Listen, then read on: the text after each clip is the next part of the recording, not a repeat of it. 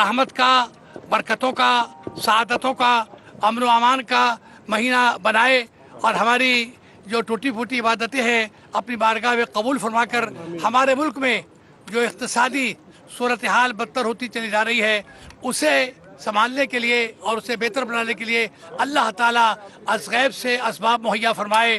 तमाम मुसलमान आमीन कहें कि पाकिस्तान को अल्लाह ताला आबाद और पाइंदा रखे और यहाँ मुसलमान और सारे दुनिया के मुसलमानों के लिए इस मुल्क को कायदाना सालियतें अता फरमा दे। हम इस माह मुबारक की इख्तिताम पर अल्लाह रब्बुल आलमीन से दुआ गो हैं, बल्कि इस बात को खुशी ऐसा महसूस करेंगे कि अगर हमें मज़ीद एक रोज़ा और रखने की सादत नसीब हो जाए।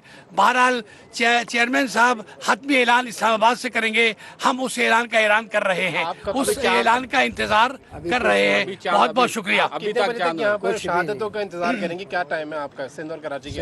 हम अभी कम से कम 1 घंटा और बैठेंगे यहाँ, बल्कि जब तक चेयरमैन साहब ऐलान नहीं करते हम नीचे ऑफिस में कमेटी में बैठे हुए हैं और पूरी कमेटी इंतज़ार कर रही है।